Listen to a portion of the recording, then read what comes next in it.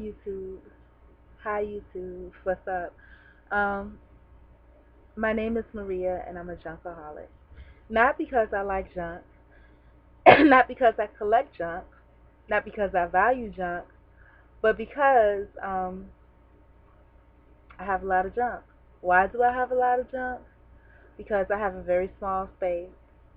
And because I have a very small space, basically it's a shack, storage shed, whatever. And over time, I didn't have money to purchase things, and so I would get things like secondhand or free and things like that, and I ended up with a lot of junk, stuff that I didn't need, but I did need. For example, like clothes that were too tight, too big, or something that I wouldn't wear, but because I didn't have anything, I would wear it. And I still really don't have a lot, so I still keep it. So the clothes are not the issue, but then also because I go through spells where I don't have money, I'll like store food. So what I had was like I bought like a big 10-pound bag of black beans, a big 10-pound bag of rice, probably like 6 months ago, just in case times got hard. And I didn't think that would be a problem. So I had like this nice big leather bag that I never really take anywhere, zippers and very sturdy, nice bag.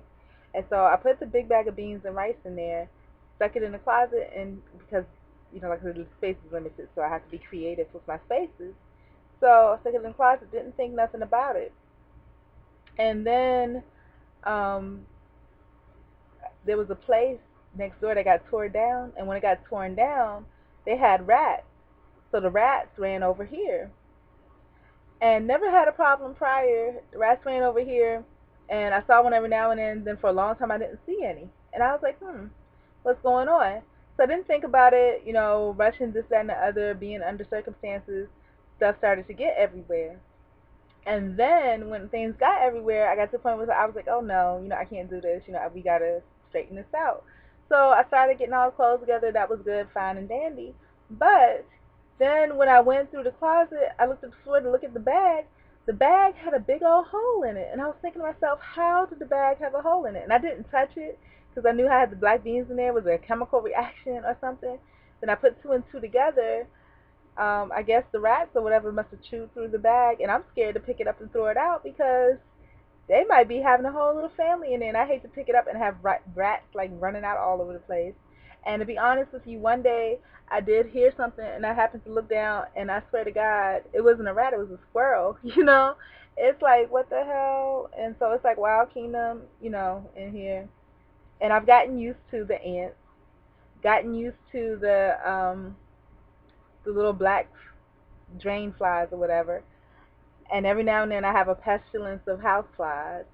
And then I'll have like once in a blue moon I'll have gnats. And then now it's rats and I'm like, oh my god, then palmetto bugs, haven't seen them in a long time. So I'm just like, what the freak? And so what happens is that because I know that when I come in, the place is so tiny that when I come in, if I start hearing like mice sounds and rat sounds and all of that, I get scared, and I don't want to get up because I don't want to see them. So that's why I'm laying here all the time. I don't want to see them, so I have like the screen up so I can't see over there. Because that day when I looked up and I saw that squirrel thing, I was like, oh hell no, you know.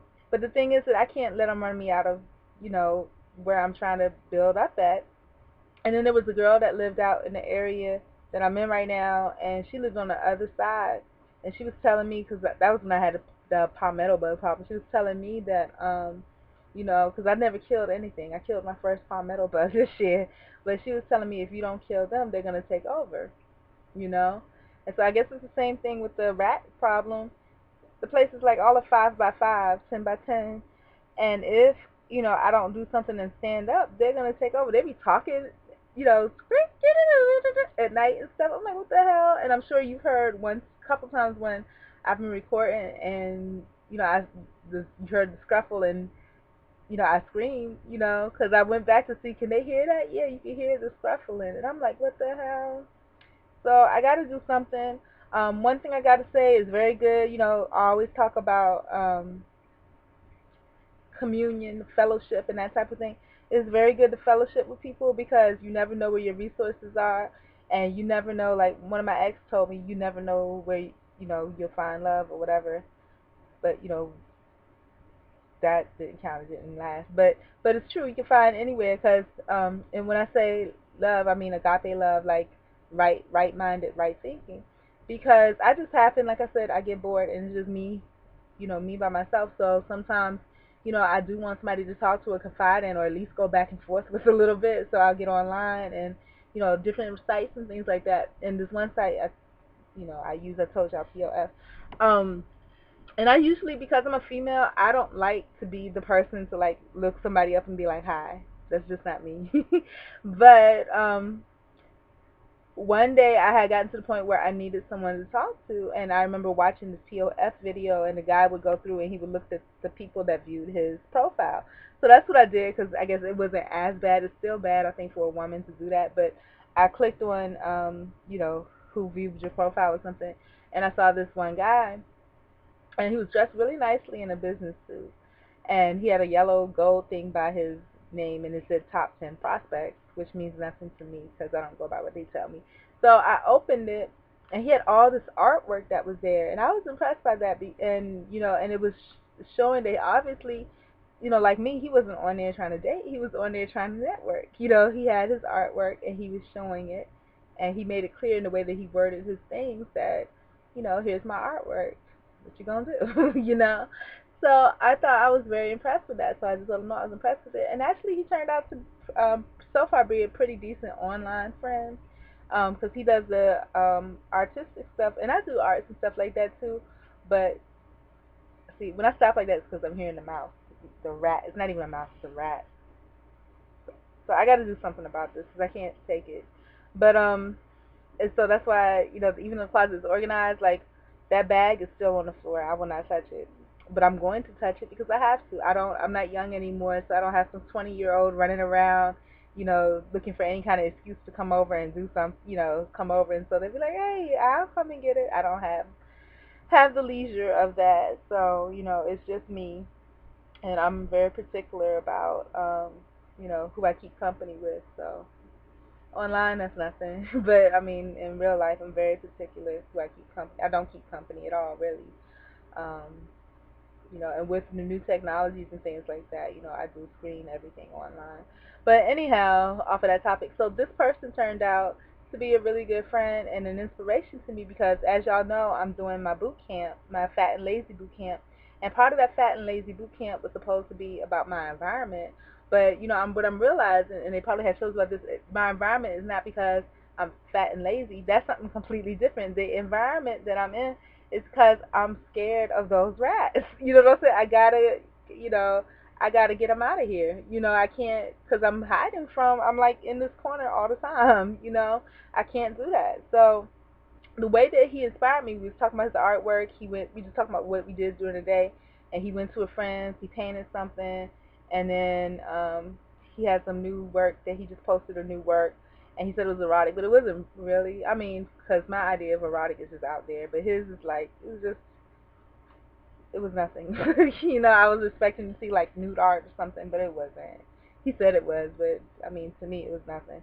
But so that inspired me because I was like, before I saw it, I was like, yeah, I write a poem, blah, blah, blah. And then it inspired me when I saw what he did. I was like, I do work like that, so I can put together, and I have some paints and some crayons and some markers and colored pencils around here somewhere.